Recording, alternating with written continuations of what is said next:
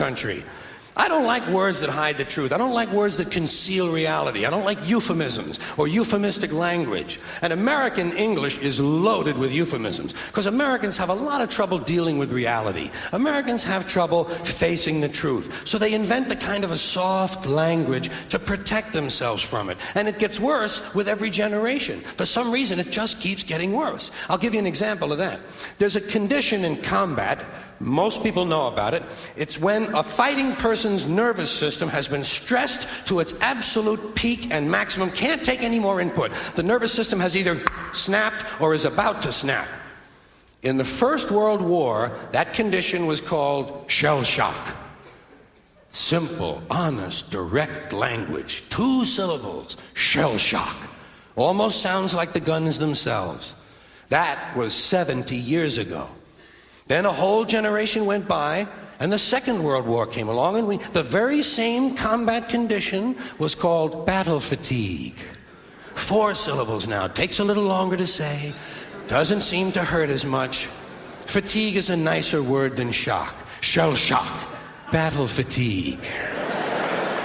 Then we had the war in Korea, 1950. Madison Avenue was riding high by that time, and the very same combat condition was called operational exhaustion. Hey, we're up to 8 syllables now. And the humanity has been squeezed completely out of the phrase. It's totally sterile now. Operational exhaustion. Sounds like something that might happen to your car. Then, of course, came the war in Vietnam, which has only been over for about 16 or 17 years. And thanks to the lies and deceit surrounding that war, I guess it's no surprise that the very same condition was called post-traumatic stress disorder. Still 8 syllables, but we've added a hyphen. And the pain is completely buried under jargon. Post-traumatic stress disorder. I'll bet you if we'd have still been calling it shell shock, some of those Vietnam veterans might have gotten the attention they needed at the time. I'll bet you that. I'll bet you that.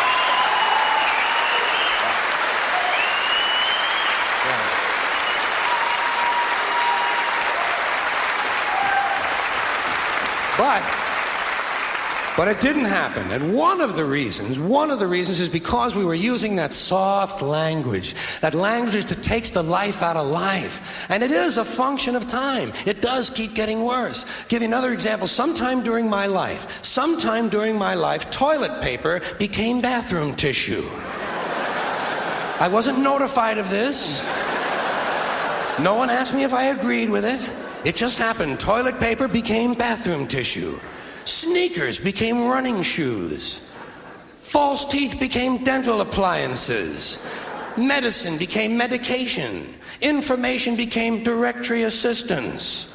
The dump became the landfill. Car crashes became automobile accidents. Partly cloudy became partly sunny. Motels became motor lodges. House trailers became mobile homes. Used cars became previously owned transportation. Room service became guest room dining. And constipation became occasional irregularity. When I was a little kid, if I got sick, they wanted me to go to the hospital and see the doctor. Now they want me to go to a health maintenance organization or a wellness center to consult a healthcare delivery professional. Poor people used to live in slums. Now the economically disadvantaged occupy substandard housing in the inner cities. And they're broke. They're broke. They don't have a negative cash flow position. They're fucking broke. Because a lot of them were fired. You know, fired. Management wanted to curtail redundancies in the human resources area. So many people are no longer viable members of the workforce.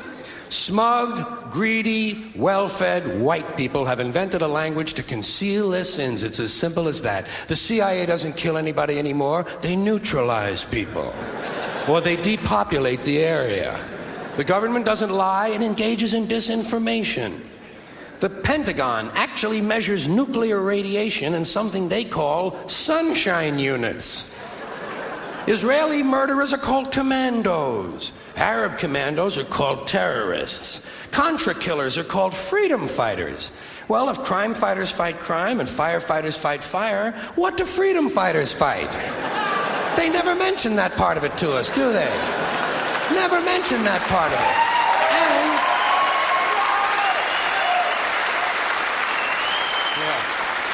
And some of this stuff is just silly. We all know that. Like on the airlines, they say they want a pre-board.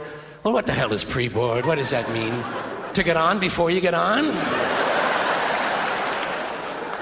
They say they're going to pre-board those passengers in need of special assistance. Cripples!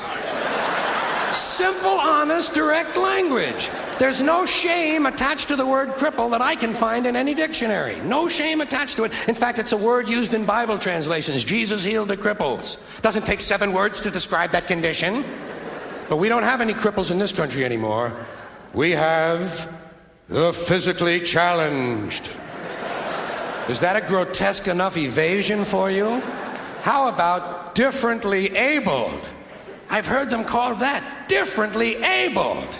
You can't even call these people handicapped anymore. They'll say, we're not handicapped, we're handy-capable. These poor people have been bullshitted by the system into believing that if you change the name of the condition, somehow you'll change the condition. Well, hey, cousin, doesn't happen. Doesn't happen. We have no more deaf people in this country, hearing impaired.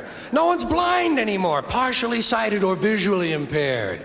We have no more stupid people. Everybody has a learning disorder. Or he's minimally exceptional. How would you like to be told that about your child? He's minimally exceptional. Oh, thank God for that. Psychologists actually have started calling ugly people those with severe appearance deficits. It's getting so bad that any day now I expect to hear a rape victim referred to as an unwilling sperm recipient.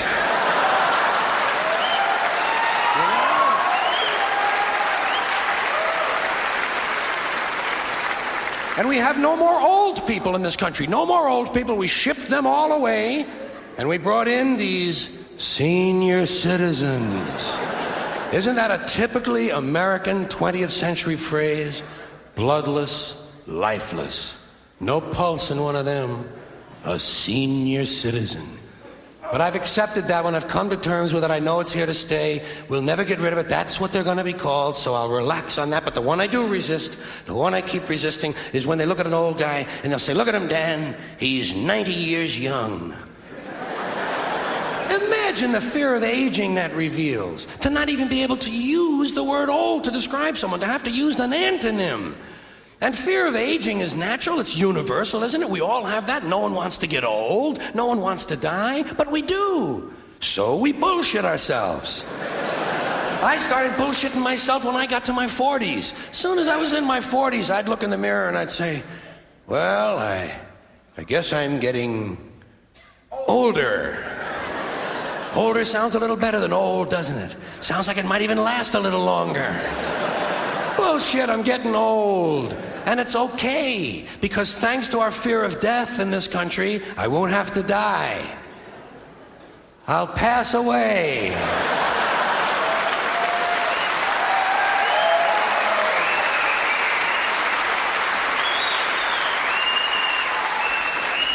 Or I'll expire like a magazine subscription. If it happens in the hospital, they'll call it a terminal episode. The insurance company will refer to it as negative patient care outcome. And if it's the result of malpractice, they'll say it was a therapeutic misadventure. I'm telling you, some of this language makes me want to vomit. Well, maybe not vomit. Makes me want to engage in an involuntary personal protein spill.